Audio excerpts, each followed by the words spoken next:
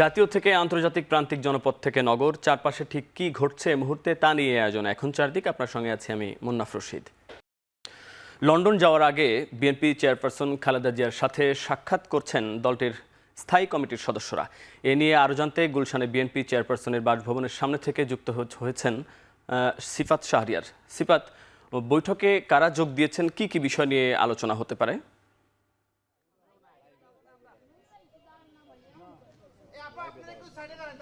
মুন্নাফ, যেহেতু এখনকার যে পরিস্থিতি, অর্থাৎ এই জানুয়ারি মাস কিন্তু রাজনৈতিকভাবেও অনেক বেশি গুরুত্বপূর্ণ এবং ভোটার তালিকা প্রকাশ সহ নির্বাচনী রোডম্যাপের দাবি যেহেতু বিএনপি করছে, সেক্ষেত্রে বিএনপি চেয়ারপারসনের লন্ডন যাত্রার আগে এটি বেশ গুরুত্বপূর্ণ বলা যায়। শুধুমাত্র সাক্ষাৎ তারা বলছেন, এবং ইতিমধ্যে এখানে আমরা যেটি দেখেছি দলীয় নেতাকর্মীরা এখানে উপস্থিত আছেন, প্রেস উইংয়ের কর্মকর্তারা এখানে উপস্থিত রয়েছেন, এবং এখন পর্যন্ত 8 জন স্থায়ী কমিটির সদস্য এখানে উপস্থিত হয়েছেন। আমরা বেগম সেলিমা রহমানকে দেখতে পেয়েছি শুরুতে, তিনি আরও বেশ খানিকটা সময় আগে এসেছেন। তারপরে সালাউদ্দিন আহমেদ, গয়েশ্বরচন্দ্র রায়, জমির উদ্দিন সরকার, ডক্টর খন্দকার মোশাররফ হোসেন, হাফিজউদ্দিন আহমেদ মির্জা আব্বাস এবং সবশেষ নজরুল ইসলাম খানকে আমরা দেখেছি এখানে ভেতরে প্রবেশ করছে, অর্থাৎ বিএনপি চেয়ারপারসনের যে বাসভবন রয়েছে সেখানে প্রবেশ করছেন। এবং যাদের নাম বলছি এবং যারা এখনও আসবেন, বিএনপি মহাসচিব সহ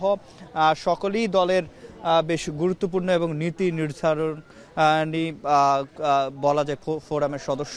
এবং আজকে এবং সামনের বাংলাদেশ এবং বিএনপির কি অবস্থান, সব মিলিয়ে আজকের যেই সাক্ষাৎটি সেটি নিশ্চয়ই বেশ গুরুত্ব বহন করছে। এবং আমরা দলীয় সূত্রে যেটি জানতে পেরেছি, সমসাময়িক যে রাজনীতি পরিস্থিতি সহ সার্বিক যে পরিস্থিতি বিরাজমান রয়েছে দেশে, সব বিষয় নিয়ে আজকের এই সাক্ষাতে আলোচনায় আসবে।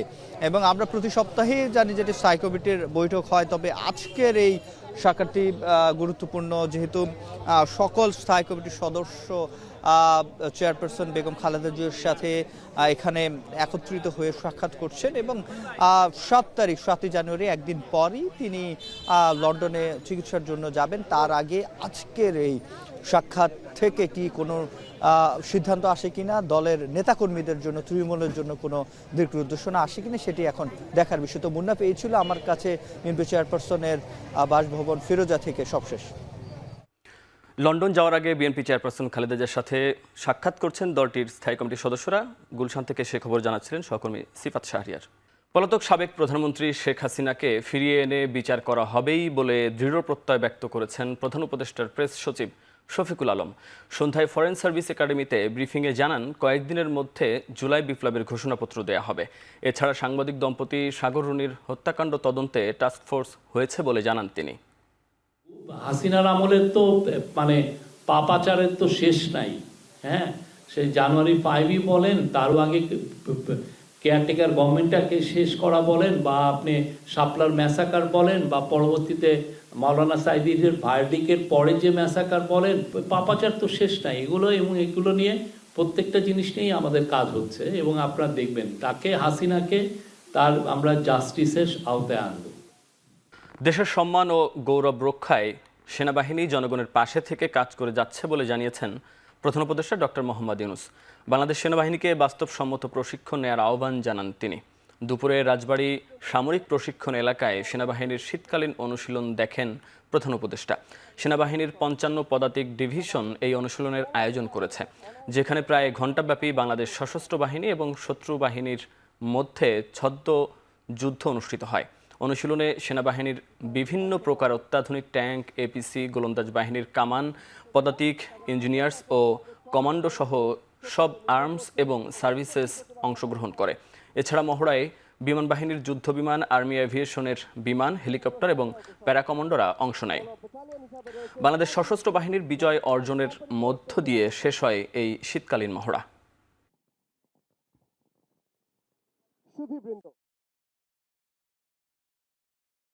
একজন শান্তিকামী মানুষ হিসেবে আমি বরাবরই যুদ্ধের চেয়ে শান্তির মহড়া দেখতে বেশি আনন্দ বোধ করি। তবে দেশের স্বাধীনতা ও সার্বভৌমত্বের প্রশ্নে প্রস্তুতির লক্ষ্যে সামরিক বাহিনীর এই প্রশিক্ষণ অত্যন্ত গুরুত্বপূর্ণ।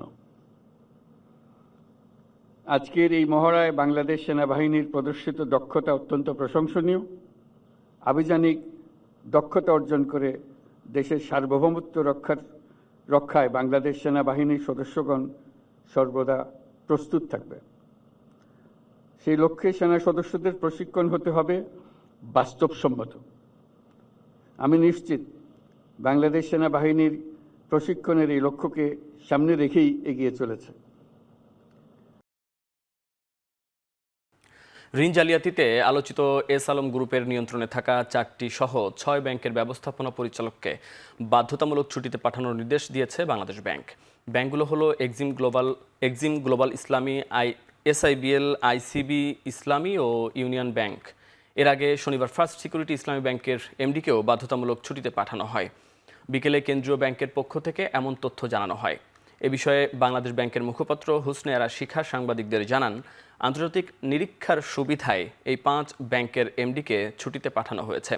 এর আগে কেন্দ্রীয় ব্যাংকের গভর্নর ডক্টর হাসান এইচ মনসুরের সঙ্গে 5 ব্যাংকের চেয়ারম্যানদের বৈঠক হয়। এই ব্যাংকগুলোর ব্যবস্থাপনা পরিচালকদের সরানোর ব্যাপারে সে বৈঠকে নির্দেশনা দেওয়া হয়। প্রথমে ফার্স্ট সিকিউরিটি ইসলামী ব্যাংকের ব্যবস্থাপনা পরিচালক সৈয়দ ওয়াসেক মোহাম্মদ আলীকে বাধ্যতামূলক ছুটিতে পাঠায় পরিচালনা পর্ষদ। শনিবার অনুষ্ঠিত পর্ষদের এক জরুরি সভায় তাকে 3 মাসের জন্য ছুটিতে পাঠানোর সিদ্ধান্ত নেওয়া হয়। আগুন লাগার 11 দিন পর অনেকটাই স্বাভাবিক হলো সচিবালয়। খুলে দেওয়া হয়েছে ক্ষতিগ্রস্ত 7 নম্বর ভবন। প্রথম থেকে 5ম তলা পর্যন্ত অফিস চালু হয়েছে, তবে আগুনে ক্ষতিগ্রস্ত 6ষ্ঠ থেকে 9ম তলা পর্যন্ত বন্ধ আছে। 10 দিন পর খুলে দেয়ায় পরিষ্কার পরিচ্ছন্নতা সহ কম্পিউটার কানেকশনের কাজ করছেন কর্মচারীরা, তবে এখনও সংযোগ দেয়া হয়নি ইন্টারনেট সেবা। ভবন পরিদর্শনে গিয়ে গণপূর্ত সচিব আব্দুল হামিদ খান জানান, স্বাভাবিক কাজকর্ম শুরু হলেও আগুন লাগা 4টি তলার মেরামতের কাজ চলছে। আগামী 10 থেকে 15 দিনের মধ্যে আগুন লাগা 4টি তলায় কাজ শুরু করা যাবে। এদিকে শ্রম ও কর্মসংস্থান মন্ত্রণালয়ের সচিব AHM শফিকুজ্জামান বলেন, আগুনে যে পরিমাণ ক্ষতি হয়েছে তা অল্প সময়ে মেরামত সম্ভব না, বেশ কিছুদিন সময় লাগবে।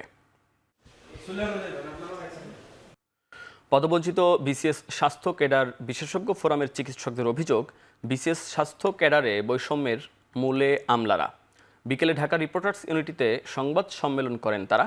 বলেন, কোনো বিষয়ে 33তম BCS পর্যন্ত সহকারী অধ্যাপক পদে প্রমোশন হলেও গাইনিতে 22তম BCS এখনও সহকারী অধ্যাপক পদে পদোন্নতি পায়নি।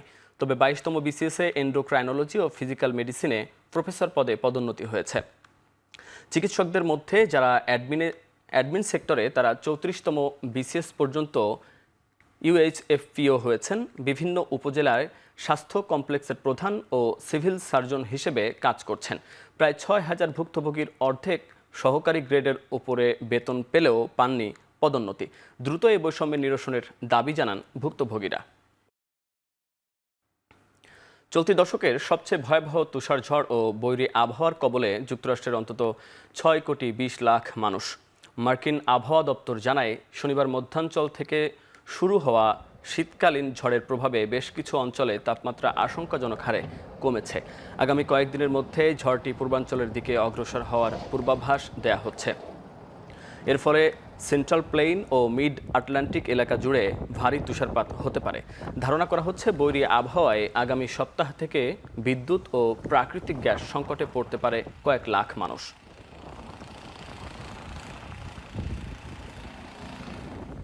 বিসিবিতে স্বাধীনভাবে কাজ করতে না পারার অভিযোগ করেছেন নাজমুল আবেদিন ফাহিম। এখন টেলিভিশনকে ক্রিকেট বোর্ডের পরিচালক স্বীকার করেন তার সাথে বোর্ড প্রেসিডেন্টের খারাপ ব্যবহারের কথা।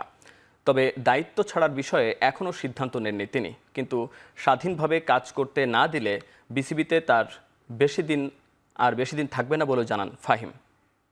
যেখানে আসা, এটা তো শুধু বোর্ড ডিরেক্টর হয়ে গেলাম সেটা সে কারণে এখানে আসা না। সো যেভাবে দেখতে চাই, যেভাবে কাজ হলে সামনে ছবিটা সুন্দর হবে, সেভাবে যদি হয় তাতে কোনো অসুবিধা নেই। কিন্তু সেভাবে না হলে তো অবজারভেশন থাকবেই। এই পথটা খোলা, যদি আমার এখানে ভালো না লাগে বা আমি মনের মতো করে কাজ করতে না পারি বা আমি যেভাবে দেখতে চাই সেভাবে না হয়, তাহলে সেই পথটা তো খোলা আছেই, সেটা আমি আগে করেছি। শেষ করছি এখন চারদিক। এখন টেলিভিশন ওয়েবসাইটে দেখতে ভিজিট করুন www.ekhon.tv, ফেসবুকে দেখতে ভিজিট করুন facebook.com/tv.ekhon এবং ইউটিউবে দেখতে ভিজিট করুন youtube.com/c/ekhon tv।